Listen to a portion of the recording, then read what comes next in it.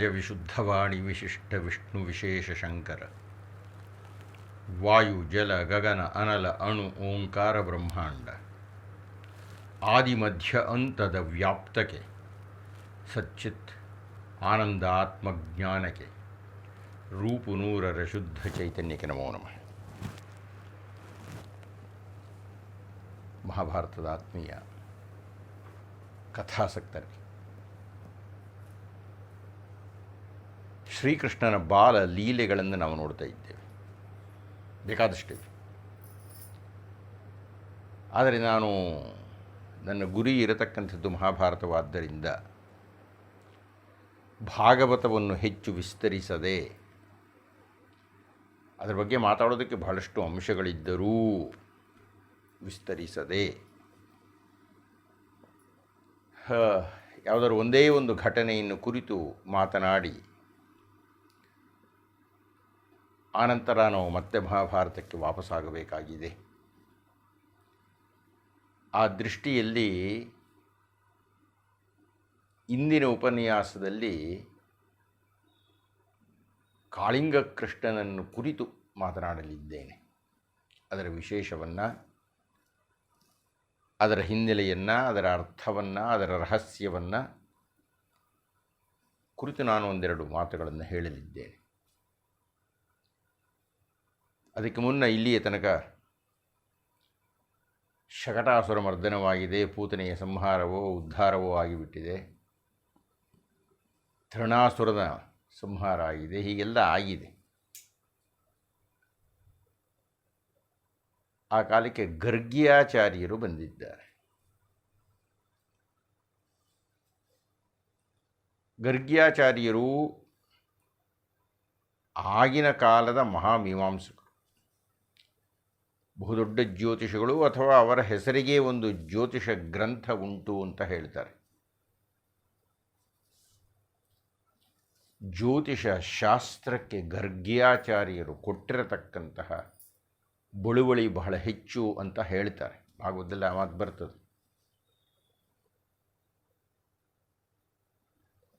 ರಾಜ ನಂದನ ಮನೆಗೆ ಗರ್ಗ್ಯಾಚಾರ್ಯರು ಬಂದಾಗ ನಂದ ಮಹಾರಾಜರು ಪ್ರಾರ್ಥನೆ ಮಾಡಿದ್ದಾನೆ ಅನ್ನುವಲ್ಲಿಗೆ ನಾನು ನಿಲ್ಲಿಸಿದ್ದೆ ಹಿಂದಿನ ಉಪನ್ಯಾಸವನ್ನು ಆರಂಭ ಮಾಡೋಣವೇ? ನಾರಾಯಣಂ ನಮಸ್ಕೃತ್ಯ ನರಂಚೈವ ನರೋತ್ತಮಂ ವ್ಯಾಸಂ ವಾಗ್ದೇವೀಂಚೈವ ತತೋ ಜಯಮುದೀರಯೇತ್. ನಂದ ಗರ್ಗ್ಯಾಚಾರ್ಯರನ್ನು ಕೇಳಿದ, ಸ್ವಾಮಿ, ಪ್ರಾಣಿ ಪ್ರಪಂಚಕ್ಕೂ ಮನುಷ್ಯನಿಗೂ ಇರತಕ್ಕ ಒಂದು ಪ್ರಧಾನ ವ್ಯತ್ಯಾಸ ಅಂದರೆ, ಎಲ್ಲರಿಗೂ ಗೊತ್ತಿದೆ ಮಾತಾಡ್ತಕ್ಕಂಥದ್ದು ಅಂತ, ಆದರೆ ಆ ಮಾತನಾಡುವ ಮೂಲದಲ್ಲಿ ಮತ್ತೊಂದು ವಿಶೇಷವಾದ ವಿಭಿನ್ನತೆಯುಂಟು. ಅದೇನಪ್ಪ ಅಂದರೆ ನಾಮಕರಣ. ಯಾವ ಪ್ರಾಣಿಗಳಲ್ಲಿಯೂ ನಾಮಕರಣ ವ್ಯವಸ್ಥೆ ಇಲ್ಲ, ಯಾಕೆಂದರೆ ಮಾತೇ ಬರೋದಿಲ್ಲ. ನಾವು ಬೇಕಾಯಿದ್ದರೆ ಬೇರೆ ಪ್ರಾಣಿಗಳಿಗೆ ಹೆಸರಿಟ್ಟು ಕರೀಬಹುದು. ನಮ್ಮ ನಾಯಿಗೆ ಯಾವುದೋ ಹೆಸರು ಇಡಬಹುದು, ನಮ್ಮತ್ತೆ ಯಾವುದೋ ಒಂದು ಕೋತಿ ಓಡಾಡ್ತಾರೆ ಅದಕ್ಕೆ ಹೆಸರಿಡ್ಬೋದು, ಅಥವಾ ಕಾಗೆ ಅಂತ ಕರೀಬೋದು. ಅವೆಲ್ಲ ನಾವು ಇಟ್ಟ ಹೆಸರುಗಳೇ.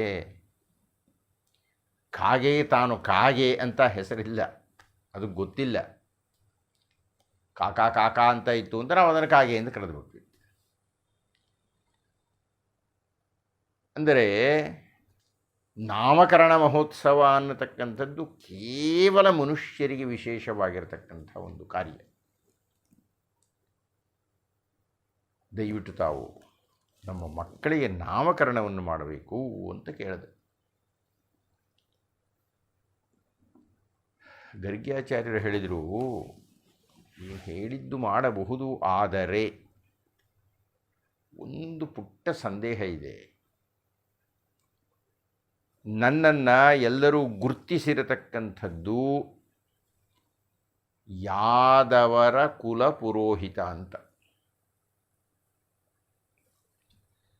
ನಾನೇನಾದರೂ ನಿನ್ನ ಮನೆಯಲ್ಲಿ ನಾಮಕರಣವನ್ನು ಮಾಡಿದ್ದೇನೆ ಎಂದರೆ ಅದು ಪ್ರಚಾರವಾಗಿ ಯಾದವರ ಕುಲಪುರೋಹಿತರು ಈ ನಂದನ ಮನೆಯಲ್ಲಿ ಯಾಕೆ ನಾಮಕರಣವನ್ನು ಮಾಡಿದರು, ಇದು ಮೇಲ್ನೋಟಕ್ಕೆ ಕಂಡಷ್ಟು ಸುಲಭ ಅಲ್ಲ. ಯಾಕೆ ಎಂದರೆ ಕಂಸನಿಗೆ ಈಗ ಗೊತ್ತಿದೆ, ಯಾದವರಿಂದಲೇ ಯದುವಂಶದಿಂದಲೇ ವಸುದೇವ ದೇವಕಿಯರ ಮಗನಿಂದಲೇ ಆತನಿಗೆ ಮೃತ್ಯು ಅಂತ.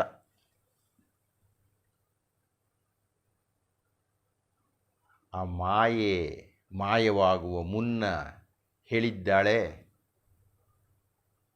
ನಾನಲ್ಲಯ್ಯ ಹುಟ್ಟಿದ್ದು, ನಿನ್ನನ್ನು ಸಾಯಿಸತಕ್ಕವನು ಇನ್ನೊಂದು ಕಡೆ ಇದ್ದಾನೆ. ಕಂಸ ಲೆಕ್ಕ ಹಾಕ್ತಾ ಇದ್ದಾನೆ, ಎಲ್ಲಿದ್ದಾನೆ ಅವನು ಅಂತ. ಈಗ ನಾನು ಯದುವಂಶೀಯರ ಗುರು ಬಂದು ಇಲ್ಲಿ ಯಾರಿಗೋ ನಾಮಕರಣ ಮಾಡ್ತಾ ಇದ್ದೇನೆ ಅಂದರೆ ಅವನು ಯಾದವ ಅಂತಲೇ ಖಚಿತ ಆಗುತ್ತೆ. ಅಷ್ಟು ಲೆಕ್ಕ ಹಾಕೋಕ್ಕಾಲ್ವೇ ಕಂಸನಿಗೆ? ಆದ್ದರಿಂದ ನಾನು ನಾಮಕರಣ ಮಾಡುವುದು ಬೇಡ ಅಂತ ಅನ್ನಿಸುತ್ತದೆ ಅಂತ ಹೇಳಿದರು. ಅವ್ರಿಗೊಂದು ತರ್ಕ ಇತ್ತು ಹಾಗೆ ಹೇಳಲಿಕ್ಕೆ. ಆದರೆ ನಂದ ಹೇಳಿದ, ಸ್ವಾಮಿ, ಈ ಮಕ್ಕಳಿಗೆ ನೀವಲ್ಲದೆ ಮತ್ತೆ ಯಾರೂ ನಾಮಕರಣ ಮಾಡುವಂತಿಲ್ಲ, ನೀವೇ ಮಾಡಬೇಕು, ನೀವೇ ಸಮರ್ಥರು, ನೀವೇ ಯೋಗ್ಯರು.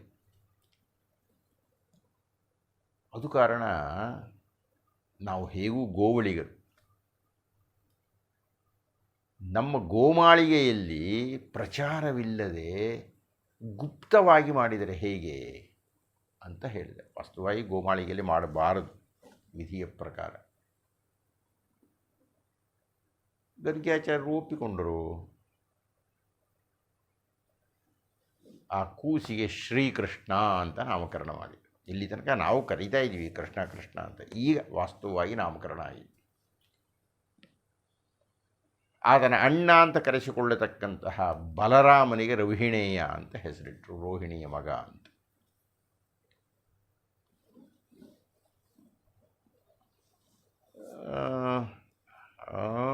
ಬಾಲಲೀಲೆಗಳು ಹಾಗೆ ಮುಂದುವರಿಯಿತು. ನಾನಾಗಲೇ ಹೇಳಿದಾಗೆ ಅದನ್ನೆಲ್ಲ ಹೇಳಲಿಕ್ಕೆ ಹೋಗೋದಿಲ್ಲ. ಆದರೆ ಒಂದು ಘಟನೆಯನ್ನು ಹೇಳಬೇಕಾಗಿದೆ ಪ್ರಧಾನವಾದ ಕಾಳಿಯ ನರ್ತನವನ್ನು ಹೇಳುವುದಕ್ಕಿಂತ ಮುನ್ನ. ಈ ಏನೇನೋ ಸಮಸ್ಯೆಗಳಾಗ್ತಾ ಇದೆಯಲ್ಲ ಗೋಕುಲದಲ್ಲಿ, ಇದನ್ನೆಲ್ಲ ನೋಡಿದ ಗೋಪಾಲ ಮುಖ್ಯರೆಲ್ಲ ಒಂದು ಸಭೆಯನ್ನು ಸೇರಿಸಿ ಚರ್ಚೆ ಮಾಡಿದರು. ಯಾಕೆ ಇದು ಮತ್ತೆ ಮತ್ತೆ ಸಮಸ್ಯೆಗಳಾಗ್ತಾ ಇದೆ ಇಲ್ಲಿ?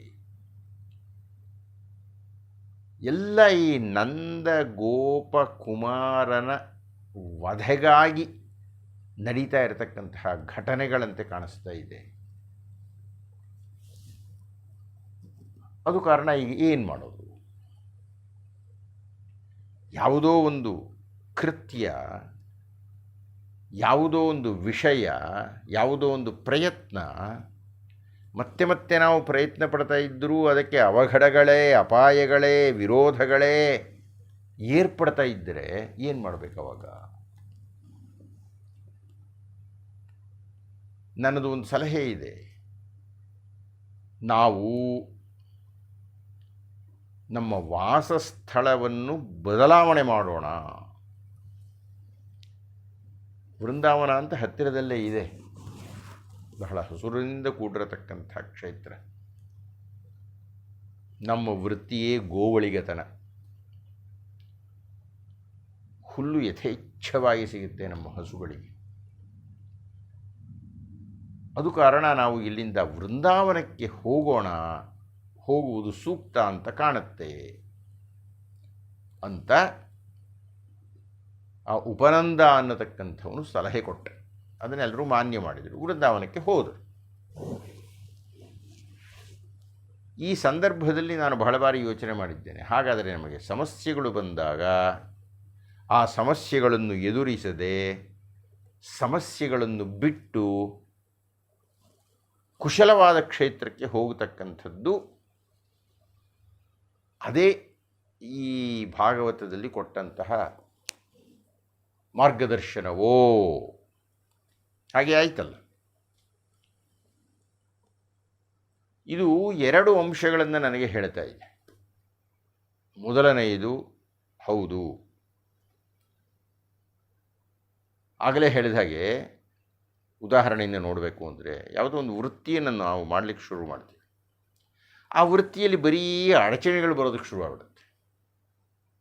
ಆಗ ಅದು ಏನು ಹೇಳ್ತಾ ಇದೆ ಅಂದರೆ, ನಾವು ಎಷ್ಟೆಲ್ಲ ಬುದ್ಧಿಯನ್ನು ವ್ಯಯಿಸಿದರೂ, ಎಷ್ಟೆಲ್ಲ ಯೋಜನೆಗಳನ್ನು ಮಾಡಿದರೂ ಯಾಕೋ ಈ ವೃತ್ತಿ ನನಗೆ ಕೈ ಹತ್ತಾ ಇಲ್ಲ, ಯಾಕೋ ಈ ವೃತ್ತಿ ಬಹುಶಃ ನನಗೆ ಆಗಿ ಬರ್ತಾ ಇಲ್ಲ ಅಂತ ಅಂದುಕೊಂಡು ನಾವು ಮತ್ತೊಂದು ವೃತ್ತಿಗೆ ಹೋಗತಕ್ಕಂಥದ್ದು ಕುಶಲ ಇರಬಹುದೇನೋ. ಈ ರೀತಿ ಬಹಳ ಮಂದಿ ತೀರ್ಮಾನಗಳನ್ನು ಮಾಡಿದ್ದಾರೆ, ವೃತ್ತಿ ಬದಲಾವಣೆಯನ್ನು ಮಾಡಿದ್ದಾರೆ, ಆ ನೂತನ ವೃತ್ತಿಯಿಂದ ಉದ್ಧಾರವಾಗಿಯೂ ಇದ್ದಾರೆ. ಅದು ಕಾರಣ ಆ ರೀತಿ ನಮಗೆ ಸಮಸ್ಯಾಪೂರ್ಣವಾಗಿರತಕ್ಕಂತಹ ಸನ್ನಿವೇಶದಿಂದಲೋ, ಕ್ಷೇತ್ರದಿಂದಲೋ, ವೃತ್ತಿಯಿಂದಲೋ ಬದಲಾವಣೆಯನ್ನು ಮಾಡಬಹುದು ಅಂತ ಕಾಣುತ್ತೆ. ಇದು ಒಂದು ಅಂಶ. ಎರಡನೆಯದು, ನಾವು ಮತ್ಯಾವುದೋ ಒಂದು ವೃತ್ತಿಗೆ ಹೋಗ್ತೀವಲ್ಲ, ಹೋಗುವಂತಹ ಸನ್ನಿವೇಶ ಏರ್ಪಡುತ್ತಲ್ಲ, ಬದಲಾವಣೆ ಆಗಿಬಿಡ್ತೀವಲ್ಲ ನಾವು, ಬಹುಶಃ ಆ ಎರಡನೆಯ ವೃತ್ತಿ, ಆನಂತರದ ವೃತ್ತಿ ನಮಗಾಗಿಯೇ ಕಾದಿತ್ತು ಅಂತ ಕಾಣುತ್ತೆ. ಅಲ್ಲಿ ನಾವು ಹೋಗಿ ಮಾಡಬೇಕಾದ ಒಂದಷ್ಟು ಕೆಲಸಗಳು ಇವೆ. ಆ ವೃತ್ತಿಯಲ್ಲಿ ನಾವು ಹೆಸರು ಮಾಡಬಹುದಾದಂತಹ ಸಾಧ್ಯತೆಗಳು ಇವೆ. ಈಗ ವೃಂದಾವನಕ್ಕೆ ಹೋದ ಮೇಲೆ ನಡೆದ ಘಟನೆಗಳನ್ನು ನೋಡಿದರೆ, ಗೋಕುಲದಲ್ಲಿ ಇದ್ದು ಮಾಡಲಾಗದ ಅಥವಾ ಗೋಕುಲದಲ್ಲಿ ಘಟಿಸಕೂಡದಾದ ಹಲವಾರು ಘಟನೆಗಳು ವೃಂದಾವನದಲ್ಲಿ ನಡೆಯುತ್ತೆ. ಅದು ಕಾರಣ ಕೃಷ್ಣ ಉಪದೇಶ ಕೊಡ್ತಾ ಇರತಕ್ಕಂಥದ್ದು, ನಾವು ನೂತನ ವೃತ್ತಿಯನ್ನು ಅವಲಂಬಿಸಿದರೆ ಅಲ್ಲಿ ನಡೆಯಬೇಕಾಗಿರತಕ್ಕಂಥ ಒಳ್ಳೆಯ ಘಟನೆಗಳಿಗೆ ಅದು ಕಾರಣ ಆಗುತ್ತೆ ಅನ್ನುವುದಿರಬಹುದು. ಹೀಗೂ ವಾಪಸ್ ಬರೋಣ. ವೃಂದಾವನಕ್ಕೆ ಎಲ್ಲರೂ ಒಂದು ಅರ್ಥದಲ್ಲಿ ವಲಸೆ ಹೋಗಿದ್ದಾರೆ, ಸ್ಥಳ ಬದಲಾವಣೆಯನ್ನು ಮಾಡಿದ್ದಾರೆ, ಬಹಳ ಚೆನ್ನಾಗಿದೆ, ಎಲ್ಲರೂ ಸುಖವಾಗಿದ್ದಾರೆ. ಅಲ್ಲಿಯೂ ಈಗಾಗಲೇ ಹೇಳಿದಾಗೆ ಗೋಕುಲದಲ್ಲಿ ನಡೆದಂತಹ ಘಟನೆಗಳೇ ಮತ್ತೆ ಮತ್ತೆ ಬಂದಿವೆ. ಕೃಷ್ಣನ ಮರ್ದನಕ್ಕಾಗಿ ಕಂಸ ಮಾಡಿದಂತಹ ಹಲವಾರು ಪ್ರಯತ್ನಗಳು, ಅದು ಪ್ರಲಂಬಾಸುರ ಆಗಿರಬಹುದು, ಅಘಾಸುರ ಆಗಿರಬಹುದು, ವತ್ಸಾಸುರ ಆಗಿರಬಹುದು. ಹೀಗೆ ನಾನು ಅದು ಯಾವುದನ್ನೂ ವಿವರಣೆ ಕೊಡಲಿಕ್ಕೆ ಹೋಗ್ತಾ ಇಲ್ಲ, ಆಗಲೇ ಹೇಳಿದ ಹಾಗೆ. ಆದರೆ ಒಂದು ಘಟನೆ, ಈಗಾಗಲೇ ಹೇಳಿದಾಗೆ ಕಾಳಿಯ ಮರ್ದನ್, ಯಮುನಾ ನದಿಯ ಪಾತ್ರ ಬಹಳ ದೊಡ್ಡದು. ಇಲ್ಲ, ನಾವು ಗಮನ ಇಡ್ತಾ ಇರತಕ್ಕಂಥದ್ದು ವೃಂದಾವನದ ಸಮೀಪದಲ್ಲಿ ಹರಿದು ಹೋಗ್ತಾ ಇರತಕ್ಕಂಥ ಯಮುನಾ ನದಿ. ಅಲ್ಲಿ ಒಂದು ಕುಂಡ, ಅಲ್ಲಿ ಒಂದು ಮಡು, ಅದು ಕಾಳಿಂಗನ ಮಡು ಅಂತಲೇ ಪ್ರಸಿದ್ಧಿ. ಎಂದೋ ಒಂದು ದಿವಸ ಕೃಷ್ಣ ಸಹಿತವಾಗಿ ಎಲ್ಲರೂ ವನವಿಹಾರ ಮಾಡ್ತಾ ಇದ್ದರು. ವನವಿಹಾರ ಏನು, ಪ್ರತಿನಿತ್ಯ ಅವರ ಕಾಡಿನಲ್ಲೇ ಇರತಕ್ಕಂಥದ್ದು, ಹಸುಗಳನ್ನು ಮೇಯಿಸಿಕೊಂಡು. ಎಂದೋ ಒಂದು ದಿವಸ ಕಾಳಿಂಗ ಇರತಕ್ಕಂತಹ ಮಡುವಿನ ಸಮೀಪಕ್ಕೆ ಬಂದಿದ್ದಾರೆ. ಕಾಳಿಂಗ ಅಂದರೆ ದೊಡ್ಡ ಕೃಷ್ಣ ಸರ್ಪ, 100 ಹೆಡೆಗಳಿದೆ ಅವನಿಗೆ, 101 ಹೆಡೆಗಳು. ಆ ಮಡುವಿನಲ್ಲಿ ಈ ಕಾಳಿಂಗ ವಾಸ ಮಾಡ್ತಾ ಇದ್ದಾನೆ. ತನ್ನ 100 ಹೆಡೆಗಳಿಂದ ಬರ್ತಾ ಇರತಕ್ಕಂಥ ವಿಷ, ಆ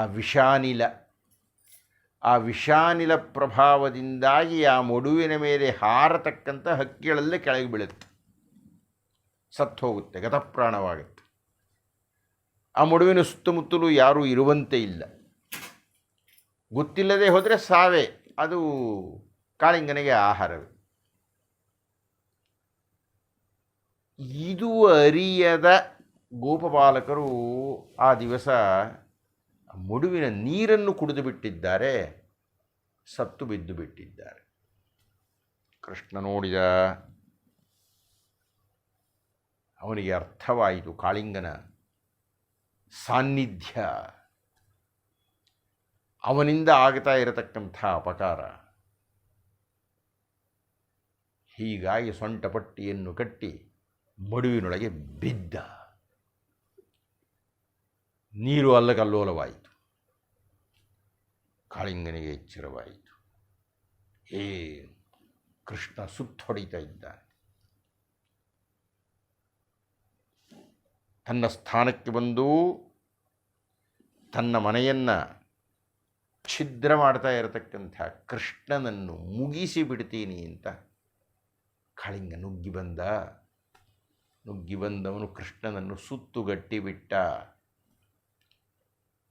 ಕೃಷ್ಣ ನಿಶ್ಚೇಷ್ಟಿತನಾದಂತೆ ನಟಿಸಿದ. ಇತ್ತ ವೃಂದಾವನದಲ್ಲಿ ಉತ್ಪಾತಗಳಾಯಿತು. ತಮ್ಮ ಮಗನಿಗೆ ಏನೋ ಆಯಿತು ಅಂತ ಹೇಳಿ ಯಶೋದೆ ನಂದರು ಓಡಿ ಬಂದರು.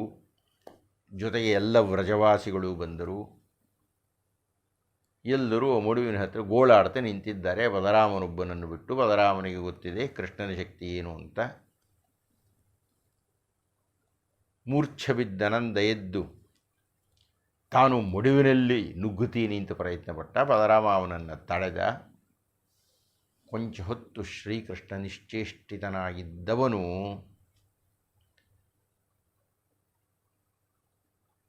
ತನ್ನ ಮೈಯನ್ನು ಉಬ್ಬಿಸಿದ. ವಾಸ್ತವವಾಗಿ ಆಗ ಬಿಗಿ ಆಯ್ತಲ್ಲ, ಅವನು ಉಬ್ಬುತ್ತಾ ಇದ್ದಾನೆ. ಆ ಬಿಗಿ ಕೃಷ್ಣನಿಗೆ ಆಗಬೇಕು ಅವನ ದೇಹಕ್ಕೆ, ಆದರಲ್ಲ, ಇವನು ಉಬ್ಬುತ್ತಾ ಇದ್ದಿದ್ದರಿಂದ ಕಾಳಿಂಗನಿಗೆ ಅವನನ್ನು ಬಂಧಿಸಲಾರದೆ ಬಿಟ್ಟು ನೆಟ್ಟಿಗೆ ನಿಂತು ಫುತ್ಕರಿಸಲಿಕ್ಕೆ ಆರಂಭ ಮಾಡಿದ.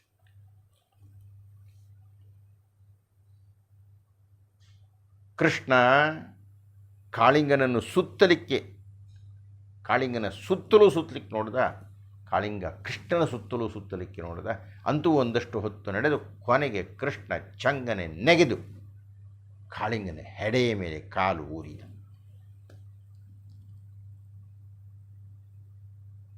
ಕಾಳಿಂಗ ಈಗ ಮುಂದಿಲ್ಲ, ಕೃಷ್ಣ ತಲೆಯ ಮೇಲಿದ್ದಾನೆ.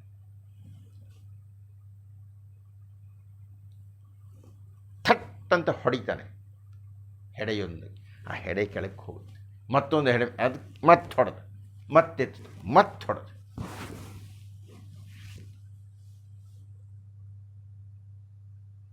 ಇದು ನೋಟಕರಿಗೆ ಕಾಳಿಂಗ ನರ್ತನವಾಗಿ ಕಾಣ್ತಾ ಇದೆ, ಆದರೆ ಅದು ನರ್ತನವಲ್ಲ,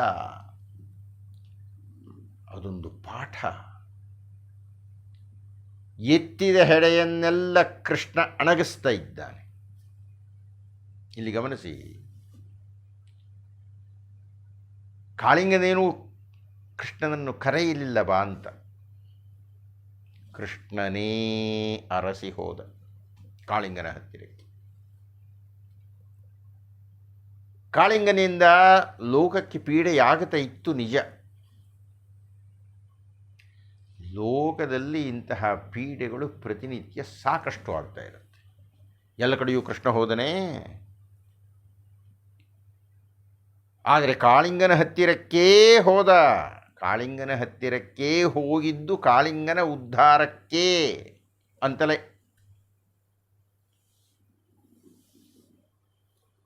ವಾಸ್ತವವಾಗಿ ಕಾಳಿಂಗ ಇಲ್ಲಿರಬೇಕಾಗಿಲ್ಲ, ಅವನು ಸಮುದ್ರದಲ್ಲಿದ್ದ. ರಾಮಣಿಕ ದ್ವೀಪ ಅನ್ನುವುದರಲ್ಲಿ ಇದ್ದ ಅವನು. ಸರ್ಪಗಳಿಗೂ ಗರುಡನಿಗೂ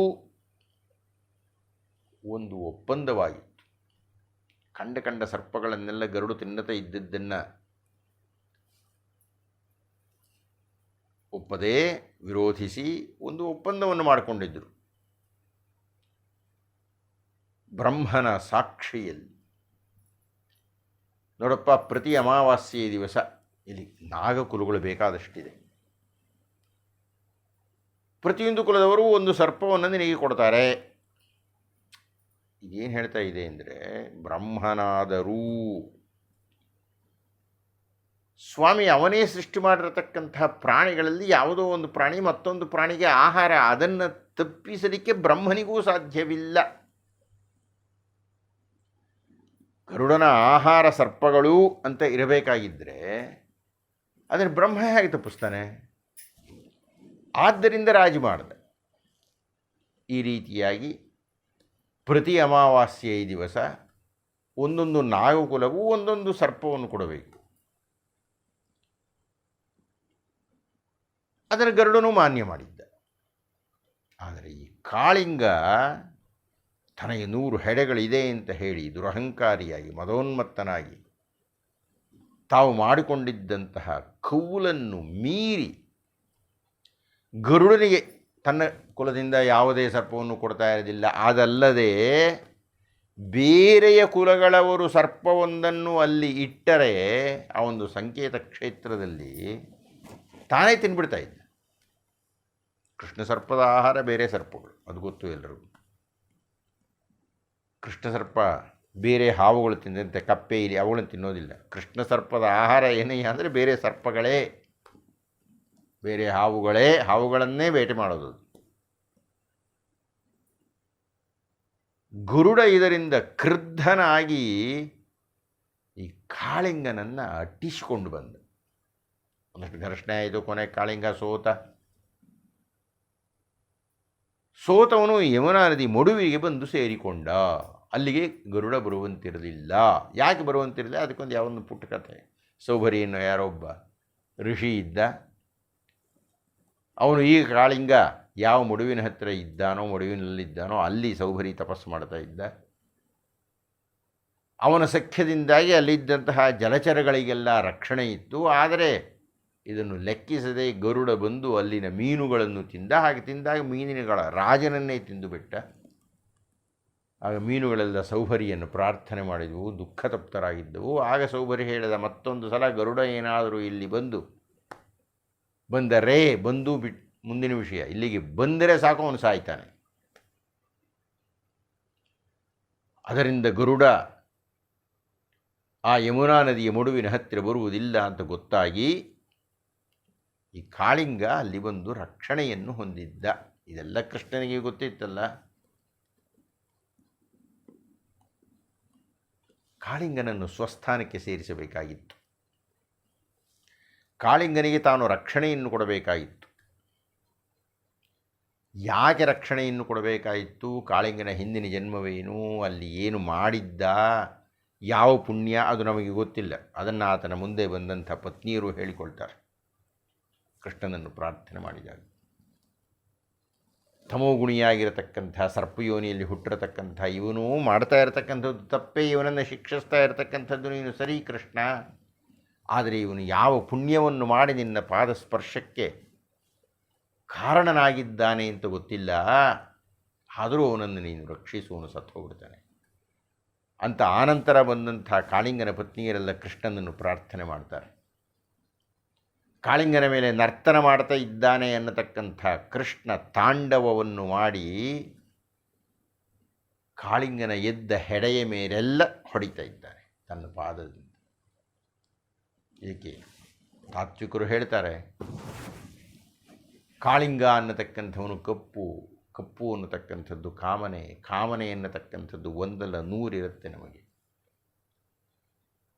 ಒಂದು ಕಾಮನೆ ಅಡಗಿದರೆ ಮತ್ತೊಂದು ಕಾಮನೆ ಮೇಲೆ ಏಳುತ್ತೆ, ಆ ಕಾಮನೆಯನ್ನು ತುಳಿದರೆ ಮತ್ತೊಂದು ಕಾಮನೆ ಮೇಲೆ ಏಳುತ್ತೆ. ಧೂಮಪಾನವನ್ನು ಮಾಡಿಕೊಡ್ದಯ್ಯ ಅಂತ ಬಹಳ ಕಷ್ಟಪಟ್ಟು ಧೂಮಪಾನವನ್ನು ನಿಗ್ರಹಿಸಿದರೆ ನಶ್ಯವನ್ನು ಹಾಕ್ತೀನಿ ಅಂತ ಹೇಳ್ತಾನೆ. ನಶ್ಯ ಹಾಕೋದನ್ನು ನಿಲ್ಲಿಸಯ್ಯ ಅಂತ ಹೇಳಿದ್ರೆ ನಾನು ಎಲೆ ಹಿಡಿಕೆ ಹಾಕ್ತೀನಿ ಅಂತ ಶುರು ಮಾಡ್ತಾನೆ. ಅಂದರೆ ಒಂದು ಕಾಮವನ್ನು ನಿಗ್ರಹಿಸಿದರೆ ಮತ್ತೊಂದು ಕಾಮ ಬರುತ್ತೆ, ಮತ್ತೊಂದು ಕಾಮವನ್ನು ನಿಗ್ರಹಿಸಿದರೆ ಮಗದೊಂದು ಕಾಮ ಬರುತ್ತೆ. 101 ಕಾಮಗಳನ್ನು ನಿಗ್ರಹಿಸಿದರೆ ಕೃಷ್ಣನ ಅಭಯಕ್ಕೆ ಪಾತ್ರನಾಗ್ತಾನೆ. ಕಾಮನಿಗ್ರಹವಾಗಬೇಕು. ಯಾವಾಗ ಕಾಳಿಂಗ ತನ್ನ ಕಾಮನೆಯ ತಲೆಗಳನ್ನು ಎತ್ತುತ್ತಿದ್ದಾನೋ ಅದೆಲ್ಲ ಕೃಷ್ಣನ ಸ್ಪರ್ಶದಿಂದ ನಿಗ್ರಹಿಸಲ್ಪಟ್ಟಿತು. ಕೃಷ್ಣನ ಸಾನ್ನಿಧ್ಯದಲ್ಲಿ ಕಾಮಕ್ಕೆ ಸ್ಥಾನವಿಲ್ಲ. ಯಾಕೆಂದರೆ ಕೃಷ್ಣ ಮೇಲ್ನೋಟಕ್ಕೆ ಕಾಮಿಯಂತೂ ಕಂಡರೂ ಆತ ಕಾಮಾರಿ. ಕಾಮಾರಿ ಶಿವನಾದರೂ ಮಂಗಳ ಸ್ವರೂಪ ಕೃಷ್ಣನೇ. ವಿಷ್ಣುವಿನ ಮಗನೇ ಮನ್ಮಥನಾದರೂ ಕಾಮ ಗೆದ್ದವನು ಕೃಷ್ಣ. ಆದ್ದರಿಂದಲೇ ಕೃಷ್ಣನನ್ನು ಬ್ರಹ್ಮಚಾರಿ ಅಂತ ಕರೀತಾರೆ, ಬಹುದೊಡ್ಡ ಬ್ರಹ್ಮಚಾರಿ. ನಾವು ಮುಂದೆ ನೋಡಲಿದ್ದೇವೆ. ಮುಂದೆ ನಾವು ಲಕ್ಷ್ಮೀ ಜೈಮಿನಿ ಭಾರತವನ್ನು ಚರ್ಚೆ ಮಾಡಿದಾಗ ಈ ಮಹಾಭಾರತವೆಲ್ಲ ಮುಗಿದು ಅಶ್ವಮೇಧಯಾಗ ಮಾಡಿದಾಗ ಇದನ್ನೆಲ್ಲ ನಾವು ಮಾತನಾಡಲಿದ್ದೇವೆ. ಬಹಳ ಕಾಲ ಹಿಡಿಯುತ್ತದೆ. ಹೇಗೂ ಈಗ ಕೃಷ್ಣ ಕಾಳಿಂಗನಿಗೆ ಪಾಠ ಮಾಡ್ತಾ ಇದ್ದಾನೆ. ಕೃಷ್ಣ ಸ್ಪರ್ಶವಾಗ್ತಾ ಇದ್ದಂತೆ ಕಾಳಿಂಗನ ಕೃಷ್ಣ ಮನಸ್ಸೆಲ್ಲ, ಕಪ್ಪು ಮನಸ್ಸೆಲ್ಲ ಕರಗಿ ಹೋಗ್ತಾ ಇದೆ. ಆಯಿತು, ಕೃಷ್ಣ ನರ್ತನವೆಲ್ಲ ಮುಕ್ತಾಯವಾಗ್ತಾ ಬಂತು. ಕಾಳಿಂಗನ ಪತ್ನಿಯರೆಲ್ಲ ಪ್ರಾರ್ಥನೆ ಮಾಡಿದರು. ಕೃಷ್ಣ ಹೇಳಿದ, ನೀನು ರಾಮಣಿಕ ದ್ವೀಪವನ್ನು ಬಿಟ್ಟು ಬಂದದ್ದಕ್ಕೆ ಕಾರಣ ನನಗೆ ಗೊತ್ತಿದೆ. ಅಲ್ಲಿ ಹೋದರೆ ಗರುಡ ನಿನ್ನನ್ನು ಚಚ್ಚುತ್ತಾನೆ ಅಂತ. ಇಲ್ಲ, ಈಗ ನಿನ್ನನ್ನು ಗರುಡ ಏನೂ ಮಾಡುವುದಿಲ್ಲ. ಯಾಕೆ ಅಂದರೆ ನಿನ್ನ ತಲೆಯ ಮೇಲೆ ನನ್ನ ಪದಚಿಹ್ನೆಯುಂಟು. ತುಂಬ ಕಷ್ಟದಲ್ಲಿ ಇರತಕ್ಕಂಥವರು ದೈವವನ್ನು ಪ್ರಾರ್ಥನೆ ಮಾಡ್ತಾ ಇದ್ದರೆ ದೈವದ ಅನುಗ್ರಹ ಅವರಿಗೆ ಆದರೆ ಬಂದ ಎಲ್ಲ ಕಷ್ಟಗಳು ಪರಿಹಾರವಾಗುತ್ತೆ. ನಾವು ನೋಡಿದ್ದೇವೆ ಇಂಥದ್ದೆಲ್ಲ ಬೇಕಾದಷ್ಟು. ಕೃಷ್ಣನ ಅನುಗ್ರಹ ಕಾಳಿಂಗನಿಗೆ ಆಗಿ ಕೃಷ್ಣ ರಾವಣಿಕ ದ್ವೀಪಕ್ಕೆ ಮತ್ತೆ ಕಾಳಿಂಗನನ್ನು ಕಳಿಸಿದ. ಕೃಷ್ಣ ಮಡುವಿನಿಂದ ಮೇಲೆದ್ದು ಬಂದು ಎಲ್ಲರಿಗೂ ಹೇಳಿದ, ಬಹುಶಃ ನಮಗೆಲ್ಲರಿಗೂ ಹೇಳಿದಂತೆ, ಇಲ್ಲಿ ನಾನು ಈ ಯಮುನಾ ನದಿಯಲ್ಲಿ ಈ ಕಾಳಿಂಗ ಮಡುವಿನಲ್ಲಿ ನಾನು ಜಲಕ್ರೀಡೆಯಾಡಿದಂತೆ ಆಡಿದ್ದೇನಾಗಿ ಇಲ್ಲಿ ಪಿಂಡ ಪ್ರದಾನ ಮಾಡಿದರೆ ಸರ್ವ ಪಿತೃಗಳು ತೃಪ್ತರಾಗುತ್ತಾರೆ. ಯಮುನಾ ನದಿಯ ದಡದಲ್ಲಿ ಪಿತೃತರ್ಪಣವನ್ನು ಕೊಡತಕ್ಕಂಥದ್ದು ಬಹಳ ಶ್ರೇಷ್ಠವಾದದ್ದು ಅಂತ ಹೇಳಿದ್ದಾನೆ. ಕೃಷ್ಣನನ್ನು ಕಂಡಂಥ ಎಲ್ಲರೂ ಸಂತುಷ್ಟರಾಗಿದ್ದಾರೆ. ವೃಂದಾವನಕ್ಕೆ ಹೋಗಿದ್ದಾರೆ. ಆನಂತರ ಹಲವಾರು ಲೀಲೆಗಳು ನಡೆಯುತ್ತೆ. ನಾವು ಅದನ್ನೆಲ್ಲ ಬಿಟ್ಟು ಈಗ ಮುಖ್ಯವಾಗಿರತಕ್ಕಂಥ ಕಂಸನ ಭೇಟಿಯ ಸಂದರ್ಭವನ್ನು ನೋಡೋಣ ಮುಂದಿನ ಉಪನ್ಯಾಸದಲ್ಲಿ ಅಂತ ಹೇಳ್ತಾ ಇಂದಿನ ಉಪನ್ಯಾಸವನ್ನು ಮುಕ್ತಾಯ ಮಾಡೋಣವೇ. ವೇದಪಾರಾಯಣದ ಫಲ, ಗಂಗಾದಿ ತೀರ್ಥಸ್ನಾನ ಫಲ, ಕೃಚ್ಛ್ರಾದಿ ತಪಸಿನ ಫಲ, ಉಜ್ಯೋತಿಷ್ಠೋಮಯಾಗ ಫಲ, ಮೇದಿನಿಯನು ಒಲಿದಿತ್ತ ಫಲ, ವಸ್ತ್ರಾದಿ ಕನ್ಯಾದಾನ ಫಲಬಹುದು. ಆದರಿಸಿ ಭಾರತದೊಳೊಂದಕ್ಷರವ ಕೇಳ್ದರಿಗೆ